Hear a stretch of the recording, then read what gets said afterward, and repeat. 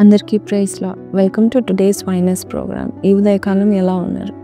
పరిశుద్ధమైన దేవుని యొక్క సన్నిధిలో మీరు ఎదుగుతున్నారని, అంతేకాదు దేవుడు ప్రతిరోజు మీతో మాట్లాడి మిమ్మల్ని బాగు చేస్తున్నాడని నమ్ముచున్నారు. My God is a rebuilder. దేవుడు తిరిగి నిర్మించే దేవుడు. అందుకని ఈరోజు వాగ్దానం చూద్దాము. 36-35 ఎజెకియల్ గ్రంథం. పాడైన భూమి ఏదేను వనము వలె ఆయననే పాడుగాను నిర్జనముగానున్న ఈ పట్టణములు నివాసులతో నిండి ప్రాకారములు గలవాయను అని జనులు చెప్పుదురు.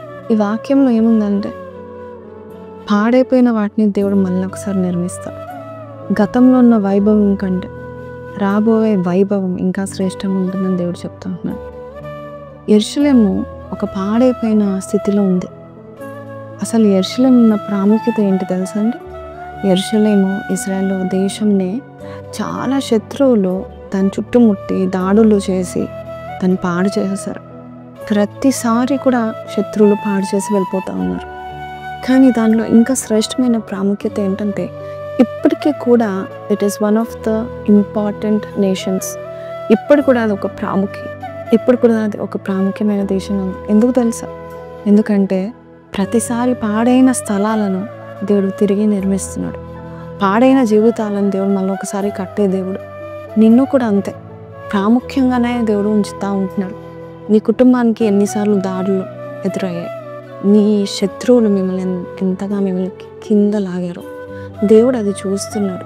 మరొక్కసారి నిన్ను, నీ కుటుంబాన్ని, నీ పిల్లల జీవితం, నీ కూతురు జీవితాన్ని మళ్ళొకసారి నిర్మిస్తున్నాడు. నీ కుమారుని జీవితం మళ్ళొకసారి నిర్మిస్తున్నాడు. నీ బిజినెస్ పాడైపోయిందా మళ్ళొకసారి నిర్మిస్తున్నాడు. అలాగే నీ జీవితంలో కూడా నువ్వు తప్పుడు నిర్ణయాలు తీసుకొని పాడు చేసి వెళ్ళిపోయారు అందరూ. మళ్ళొకసారి నిన్ను నిర్మించడానికి ఇష్టపడుతూ ఉంటున్నాడు. ఆ దేవుడు ఎంత గొప్ప దేవుడు అంటే, పాడైపోయిన స్థలాన్ని అలా ఉంచడంట ఆయన దర్శించి మరీ బాగు చేసి వెళ్తూ ఉంటాడు. జూబ్లీ హిల్స్లో చాలా కాస్ట్లీ ఏరియా అండి, హైదరాబాద్లో. ఒక స్థలానికి వెళ్తే కనుక ఆ స్థలం అంతా కూడా పాడైపోయినట్టుగా, పక్కనేమో పెద్ద హోటల్స్ ఉన్నాయి, ఇటు పక్కన మంచి మంచి షాపింగ్ మాల్స్ ఉన్నాయి, కానీ మధ్యలో ఒక పాడుపడిన స్థితిలో ఉంది. అందరూ ఆ షాపింగ్ మాల్స్కి వెళ్తున్నారు, పక్కన హోటల్కి వెళ్తూ ఉంటున్నారు. కానీ పాడైపోయిన స్థలాన్ని చూసినప్పుడు నాకు బాధ కలిగింది. అయ్యో, పక్కన ఎంత బాగుంది, ఇక్కడికి వచ్చే వరకు పాడుగా ఉంది, అన్ని పిచ్చి మొక్కలు ఉన్నాయి అని నేను అనుకున్నాను. కానీ ఎప్పుడైనా గుర్తుపెట్టుకోండి, ఒకటే గంటలో జేసీబీ వస్తే 2-3 గంటలు అదంతా బాగు చేస్తుంది. అలాగే దేవుడు కూడా అంతే నీ జీవితాన్ని త్వరగా బాగు చేయనే ఉన్నాడు. ఎలా చేస్తున్నాడంటే, ఏదేను వనము ఎలా చేస్తున్నాడు. ఏదేను తోట అంటే ఏంటి తెలుసా?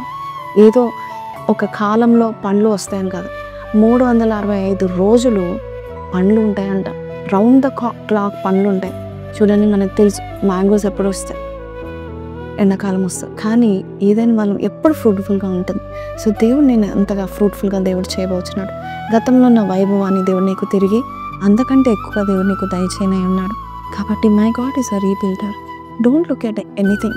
దేవుడు నీతో మాట్లాడుతున్నాడు. ఏదైనా వనంలో ఆయన వచ్చి దర్శించి ఆదాము అవ్వలతో మాట్లాడుతున్నట్టుగా నీతో, నీ కుటుంబంతో దేవుడు మాట్లాడినే ఉన్నాడు. కాబట్టి ఈరోజు చిన్న ప్రార్థన చేస్తాను.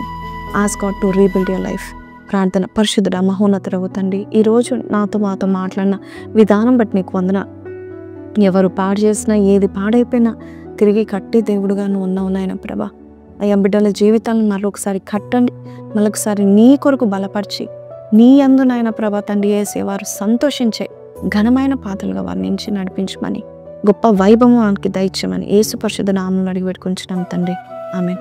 సో ప్రైజ్ లార్డ్ అండి. ఈరోజు ఈ వాగ్దానం విన్న మీరు హ్యాపీగా, సంతోషంగా కింద కమెంట్లో my God will rebuild my life అని పెట్టండి. May God bless you. Praise the lord.